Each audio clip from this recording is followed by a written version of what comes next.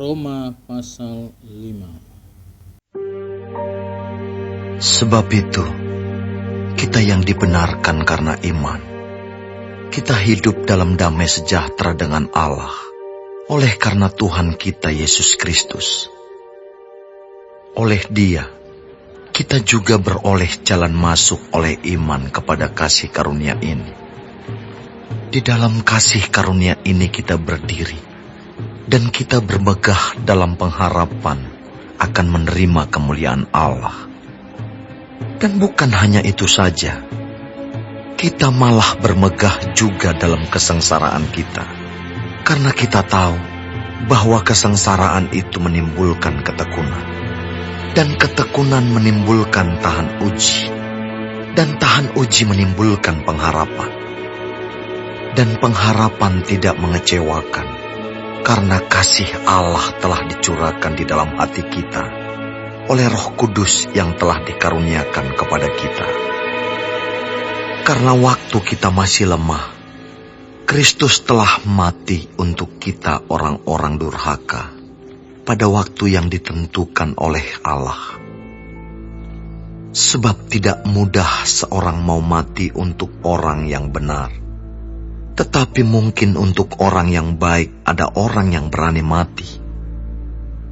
Akan tetapi, Allah menunjukkan kasih-Nya kepada kita, oleh karena Kristus telah mati untuk kita ketika kita masih berdosa.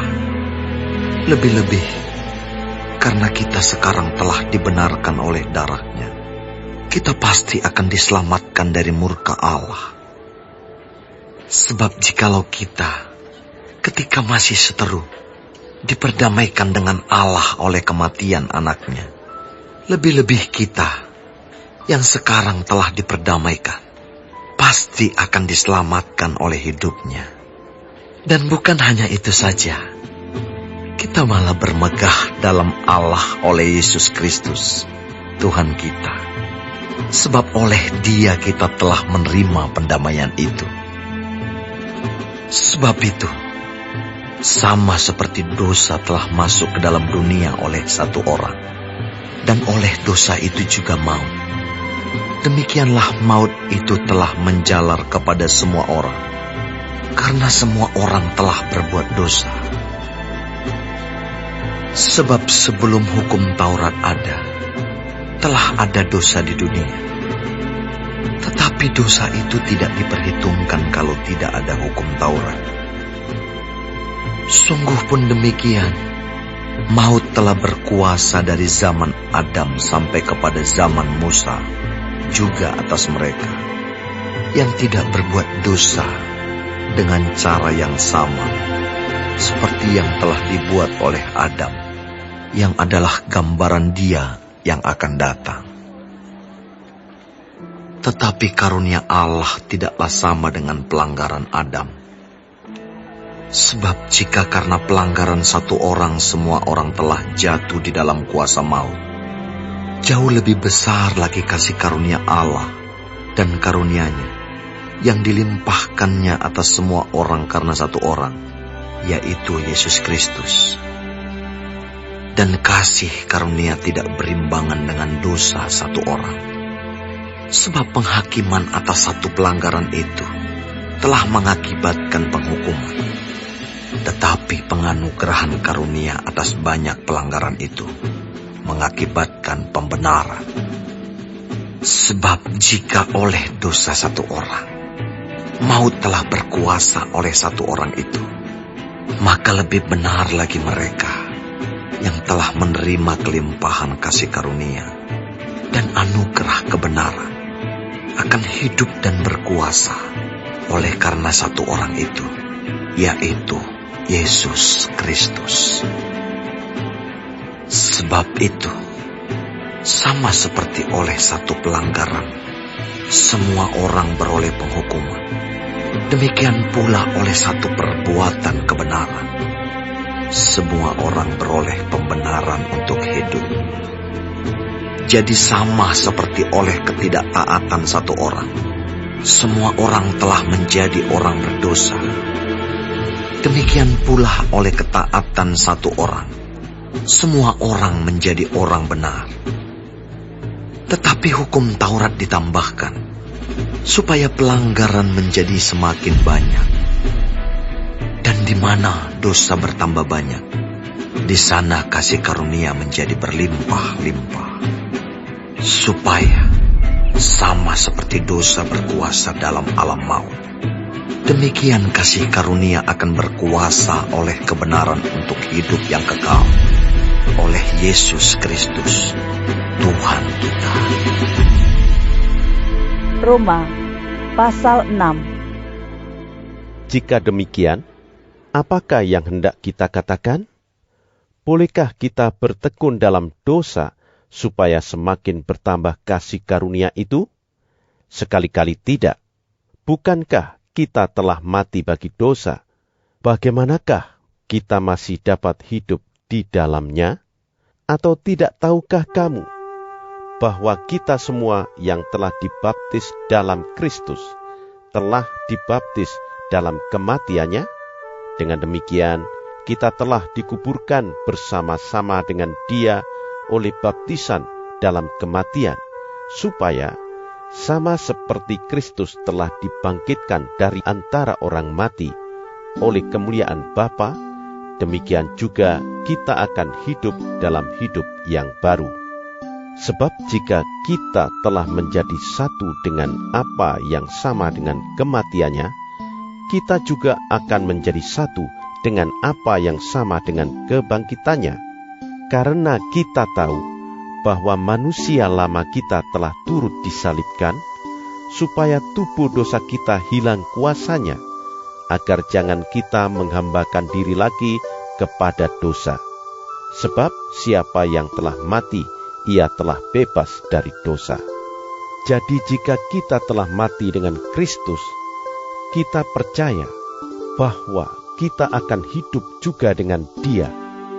Karena kita tahu bahwa Kristus sesudah Ia bangkit dari antara orang mati, tidak mati lagi. Maut tidak berkuasa lagi atas Dia, sebab kematiannya adalah kematian terhadap dosa, satu kali dan untuk selama-lamanya, dan kehidupannya adalah kehidupan bagi Allah. Demikianlah hendaknya kamu memandangnya, bahwa kamu telah mati bagi dosa, tetapi kamu hidup bagi Allah dalam Kristus Yesus. Sebab itu, hendaklah dosa jangan berkuasa lagi di dalam tubuhmu yang fana, supaya kamu jangan lagi menuruti keinginannya, dan janganlah kamu menyerahkan anggota-anggota tubuhmu kepada dosa untuk dipakai sebagai senjata kelaliman. Tetapi serahkanlah dirimu kepada Allah sebagai orang-orang yang dahulu mati, tetapi yang sekarang hidup. Dan serahkanlah anggota-anggota tubuhmu kepada Allah untuk menjadi senjata-senjata kebenaran. Sebab kamu tidak akan dikuasai lagi oleh dosa, karena kamu tidak berada di bawah hukum Taurat, tetapi di bawah kasih karunia. Jadi bagaimana? Apakah kita akan berbuat dosa karena kita tidak berada di bawah hukum Taurat, tetapi di bawah kasih karunia? Sekali-kali tidak. Apakah kamu tidak tahu bahwa apabila kamu menyerahkan dirimu kepada seseorang sebagai hamba untuk mentaatinya, kamu adalah hamba orang itu, yang harus kamu taati, baik dalam dosa yang memimpin kamu kepada kematian, maupun dalam ketaatan yang memimpin kamu kepada kebenaran. Tetapi syukurlah kepada Allah, dahulu memang kamu hamba dosa, tetapi sekarang kamu dengan segenap hati telah mentaati pengajaran yang telah diteruskan kepadamu. Kamu telah dimerdekakan dari dosa dan menjadi hamba kebenaran. Aku mengatakan hal ini secara manusia karena kelemahan kamu. Sebab sama seperti kamu telah menyerahkan anggota-anggota tubuhmu menjadi hamba kecemaran dan kedurhakaan yang membawa kamu kepada kedurhakaan, Demikian hal kamu sekarang harus menyerahkan anggota-anggota tubuhmu menjadi hamba kebenaran yang membawa kamu kepada pengudusan. Sebab waktu kamu hamba dosa, kamu bebas dari kebenaran. Dan buah apakah yang kamu petik daripadanya? Semuanya itu menyebabkan kamu merasa malu sekarang, karena kesudahan semuanya itu ialah kematian. Tetapi sekarang, setelah kamu dimerdekakan dari dosa, dan setelah kamu menjadi hamba Allah, kamu beroleh buah yang membawa kamu kepada pengudusan, dan sebagai kesudahannya ialah hidup yang kekal. Sebab upah dosa ialah maut, tetapi karunia Allah ialah hidup yang kekal dalam Kristus Yesus Tuhan kita. Roma, pasal 7. Apakah kamu tidak tahu, saudara-saudara? Sebab aku berbicara kepada mereka yang mengetahui hukum, bahwa hukum berkuasa atas seseorang selama orang itu hidup. Sebab seorang istri terikat oleh hukum kepada suaminya selama suaminya itu hidup. Akan tetapi, apabila suaminya itu mati, bebaslah ia dari hukum yang mengikatnya kepada suaminya itu. Jadi selama suaminya hidup, ia dianggap berzinah kalau ia menjadi istri laki-laki lain. Tetapi jika suaminya telah mati, ia bebas dari hukum, sehingga ia bukanlah berzinah kalau ia menjadi istri laki-laki lain. Sebab itu, saudara-saudaraku, kamu juga telah mati bagi hukum Taurat oleh tubuh Kristus, supaya kamu menjadi milik orang lain, yaitu milik Dia yang telah dibangkitkan dari antara orang mati, agar kita berbuah bagi Allah. Sebab waktu kita masih hidup di dalam daging, hawa nafsu dosa yang dirangsang oleh hukum Taurat bekerja dalam anggota-anggota tubuh kita agar kita berbuah bagi maut. Tetapi sekarang kita telah dibebaskan dari hukum Taurat, sebab kita telah mati bagi Dia yang mengurung kita, sehingga kita sekarang melayani dalam keadaan baru menurut roh, dan bukan dalam keadaan lama menurut huruf hukum Taurat. Jika demikian, apakah yang hendak kita katakan? Apakah hukum Taurat itu dosa? Sekali-kali tidak. Sebaliknya, justru oleh hukum Taurat, aku telah mengenal dosa. Karena aku juga tidak tahu apa itu keinginan, kalau hukum Taurat tidak mengatakan, jangan mengingini.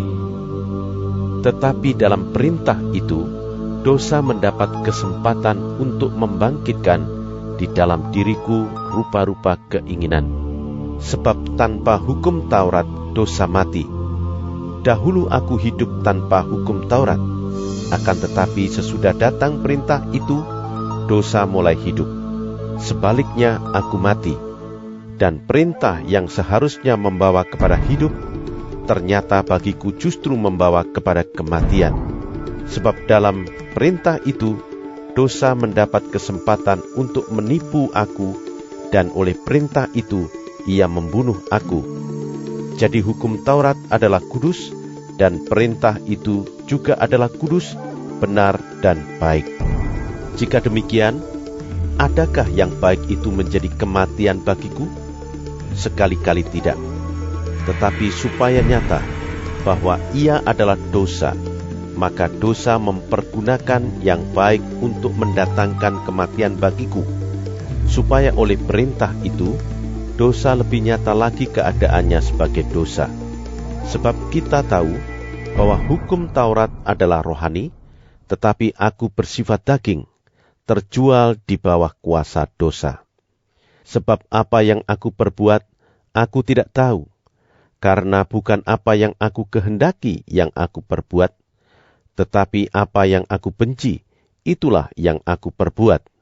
Jadi jika aku perbuat apa yang tidak aku kehendaki, aku menyetujui bahwa hukum Taurat itu baik. Kalau demikian bukan aku lagi yang memperbuatnya, tetapi dosa yang ada di dalam aku. Sebab aku tahu bahwa di dalam aku, yaitu di dalam aku sebagai manusia, tidak ada sesuatu yang baik. Sebab kehendak memang ada di dalam aku, tetapi bukan hal berbuat apa yang baik. Sebab bukan apa yang aku kehendaki, yaitu yang baik, yang aku perbuat, melainkan apa yang tidak aku kehendaki, yaitu yang jahat, yang aku perbuat. Jadi jika aku berbuat apa yang tidak aku kehendaki, maka bukan lagi aku yang memperbuatnya, tetapi dosa yang diam di dalam aku. Demikianlah aku dapati hukum ini, jika aku menghendaki berbuat apa yang baik, yang jahat itu ada padaku. Sebab di dalam batinku aku suka akan hukum Allah, tetapi di dalam anggota-anggota tubuhku aku melihat hukum lain yang berjuang melawan hukum akal budiku dan membuat aku menjadi tawanan hukum dosa yang ada di dalam anggota-anggota tubuhku. Aku manusia celaka. Siapakah yang akan melepaskan aku dari tubuh maut ini? Syukur kepada Allah oleh Yesus Kristus Tuhan kita. Jadi dengan akal budiku aku melayani hukum Allah, tetapi dengan tubuh insaniku aku melayani hukum dosa. Roma pasal 8. Demikianlah sekarang tidak ada penghukuman bagi mereka yang ada di dalam Kristus Yesus. Roh yang memberi hidup telah memerdekakan kamu dalam Kristus dari hukum dosa dan hukum maut.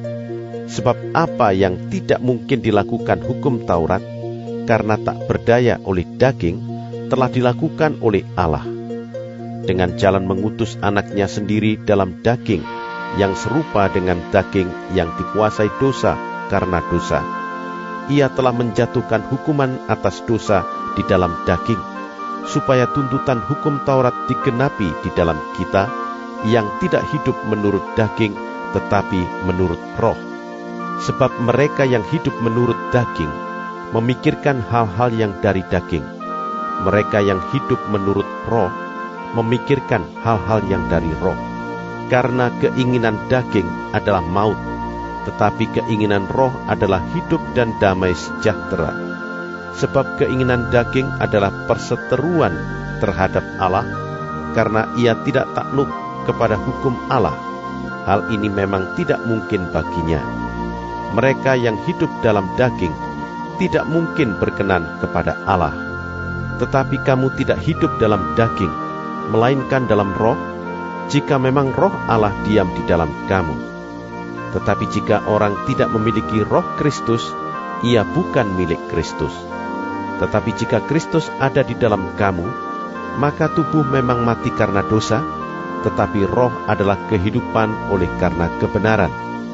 Dan jika roh Dia yang telah membangkitkan Yesus dari antara orang mati diam di dalam kamu, maka Ia yang telah membangkitkan Kristus Yesus dari antara orang mati akan menghidupkan juga tubuhmu yang fana itu oleh rohnya yang diam di dalam kamu. Jadi saudara-saudara, kita adalah orang berhutang, tetapi bukan kepada daging, supaya hidup menurut daging.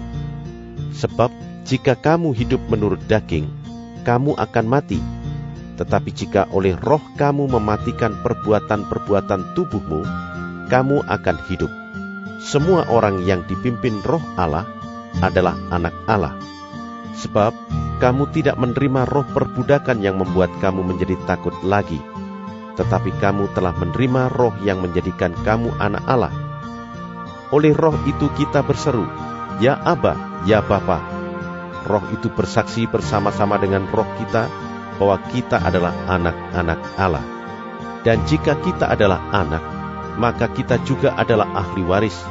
Maksudnya orang-orang yang berhak menerima janji-janji Allah, yang akan menerimanya bersama-sama dengan Kristus, yaitu jika kita menderita bersama-sama dengan Dia, supaya kita juga dipermuliakan bersama-sama dengan Dia. Sebab aku yakin bahwa penderitaan zaman sekarang ini tidak dapat dibandingkan dengan kemuliaan yang akan dinyatakan kepada kita. Sebab dengan sangat rindu, seluruh makhluk menantikan saat anak-anak Allah dinyatakan. Karena seluruh makhluk telah ditaklukkan kepada kesia-siaan, bukan oleh kehendaknya sendiri, tetapi oleh kehendak Dia yang telah menaklukkannya, tetapi dalam pengharapan, karena makhluk itu sendiri juga akan dimerdekakan dari perbudakan kebinasaan dan masuk ke dalam kemerdekaan kemuliaan anak-anak Allah.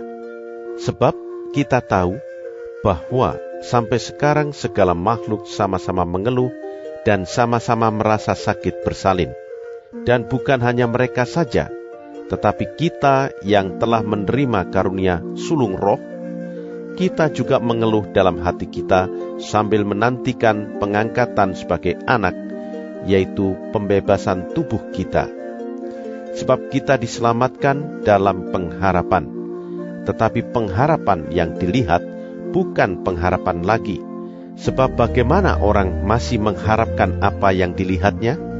Tetapi jika kita mengharapkan apa yang tidak kita lihat, kita menantikannya dengan tekun. Demikian juga, Roh membantu kita dalam kelemahan kita, sebab kita tidak tahu bagaimana sebenarnya harus berdoa. Tetapi Roh sendiri berdoa untuk kita kepada Allah dengan keluhan-keluhan yang tidak terucapkan. Dan Allah yang menyelidiki hati nurani mengetahui maksud Roh itu, yaitu bahwa Ia, sesuai dengan kehendak Allah, berdoa untuk orang-orang kudus. Kita tahu sekarang bahwa Allah turut bekerja dalam segala sesuatu untuk mendatangkan kebaikan bagi mereka yang mengasihi Dia, yaitu bagi mereka yang terpanggil sesuai dengan rencana Allah. Sebab semua orang yang dipilihnya dari semula, mereka juga ditentukannya dari semula untuk menjadi serupa dengan gambaran anaknya, supaya Ia, anaknya itu, menjadi yang sulung di antara banyak saudara. Dan mereka yang ditentukannya dari semula, mereka itu juga dipanggilnya. Dan mereka yang dipanggilnya, mereka itu juga dibenarkannya. Dan mereka yang dibenarkannya, mereka itu juga dimuliakannya. Sebab itu apakah yang akan kita katakan tentang semuanya itu? Jika Allah di pihak kita, siapakah yang akan melawan kita? Ia yang tidak menyayangkan anaknya sendiri, tetapi yang menyerahkannya bagi kita semua. Bagaimanakah mungkin Ia tidak mengaruniakan segala sesuatu kepada kita bersama-sama dengan Dia? Siapakah yang akan menggugat orang-orang pilihan Allah? Allah yang membenarkan mereka, siapakah yang akan menghukum mereka? Kristus Yesus yang telah mati, bahkan lebih lagi, yang telah bangkit, yang juga duduk di sebelah kanan Allah, yang malah menjadi pembela bagi kita. Siapakah yang akan memisahkan kita dari kasih Kristus? Penindasan atau kesesakan, atau penganiayaan, atau kelaparan, atau ketelanjangan, atau bahaya, atau pedang? Seperti ada tertulis, oleh karena Engkau, kami ada dalam bahaya maut sepanjang hari. Kami telah dianggap sebagai domba-domba sembelihan. Tetapi dalam semuanya itu, kita lebih daripada orang-orang yang menang, oleh Dia yang telah mengasihi kita.